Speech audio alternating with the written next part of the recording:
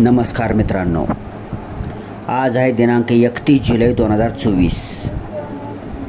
7 जुलै 2024 रोजी ऑफलाईन पद्धतीने झालेली CTET म्हणजे सेंट्रल टीचर एलिजिबिलिटी एक्झाम जुलै 2024 सायकलचा रिझल्ट ऑफिशियल वेबसाईटवर जाहीर करण्यात आलेला आहे. तर ती रिझल्ट कसं चेक करायचं, how to check CTET July 2024 cycle exam result. पहिल्यांदा ब्राउझरमध्ये टाईप करायचं आहे CTET.nic.in. ओके, सर्च रिझल्टमध्ये आले का बघायचं. CTET.nic.in ह्याच्यावर क्लिक करायचं. येथे क्लिक केल्यानंतर खाली विविध वेबसाईट येतात. ही वरची वेबसाईट आहे, ह्याच्यावर क्लिक करायचं. तर इथं तुम्ही खाली कॅन्डिडेट ॲक्टिव्हिटीमध्ये पाहू शकता. इथं बघा तुम्ही, बघा इथं खाली दिलेलं आहे कॅन्डिडेट ॲक्टिव्हिटी. कॅन्डिडेट ॲक्टिव्हिटीमध्ये दिसते तुम्हाला CTET जुलै 2024 रिझल्ट. तर ह्याच्यावर क्लिक करा. क्लिक केलं. क्लिक केल्यानंतर इथं काय म्हणलं तुम्हाला, central teacher eligibility test CTET July 2024, enter your roll number. ठीक आहे मित्रांनो. तर तुम्हाला इथे जी बॉक्स दिसला रिकामं, ह्या रिकाम्या बॉक्समध्ये तुमचे जे 7 जुलै 2024 रोजी झालेल्या CTET एक्झामचं जे हॉल तिकीट आहे, त्या हॉल तिकीटवर रोल नंबर असतो. तो रोल नंबर तुम्ही ह्या ठिकाणी टाकायचा आहे डब्यात आणि पुढे सबमिट बटन दाबायचे. सबमिट बटन दाबल्या तुमच्या स्क्रीनवर लगेचच तुमचं ऑनलाईन रिझल्ट दिसेल. आणि त्या रिझल्टमध्ये पेपर 1 आणि पेपर 2 तुम्ही दोन्ही दिला असाल तर एकाच रिझल्टच्या प्रिंटवर पेपर 1 आणि पेपर 2चे दोघांचेही मार्क दिलेले आहेत. ठीक आहे, दोन्हीची मार्क, दोन्ही पेपर दिला असेल तर दोघांची एकाच पेजवर दिलेले आहेत. त्याच्यानंतर वर एक प्रिंट ऑप्शन दिले, त्या प्रिंट ऑप्शनवर क्लिक करून तुम्ही स्मार्टफोनमध्ये सुद्धा PDF स्वरूपात सेव्ह करू शकता. ठीक आहे मित्रांनो. ज्यांना कोणाला जर ओपन कॅटेगरीचे असतील तर 60% पास आहे. म्हणजेच 150 मार्काची एक्झाम होती तर 90 गुण किंवा 90पेक्षा जास्त घेणारे गुण विद्यार्थी, तर 90 गुण किंवा 90पेक्षा जास्त गुण घेणारे सर्व विद्यार्थी पास झाले आहेत समजायचं आहे. आणि ही ओपन कॅटेगरी करता. आणि जर तुम्ही रिझर्वेशन कॅटेगरीमध्ये असाल तर तुम्हाला 83 मार्क किंवा काही केसेसमध्ये बघितले मी 82 मार्काला सुद्धा पास गृहीत धरण्यात येते. आता थोडंसं कन्फ्युजन आहे, 82वाले पास आहेत का नाहीत त्याला कन्फ्युजन आहे.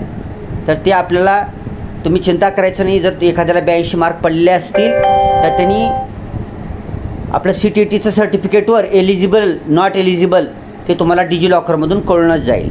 मग त्याच्यावर तुमच्या लिहिलेलेच येते की 82 मार्काला एलिजिबल आहे का नाही ती. बरं, 83 मार्काला 100% कॅटेगरीतून तुम्ही एलिजिबल आहेत, म्हणजे तुमच्याकडं पात्रता सर्टिफिकेट आलेलं आहे. जर तुम्हाला 83 मार्क पडले असतील तर कॅटेगरीवाल्याला 83 आणि ओपनवाल्याला 90.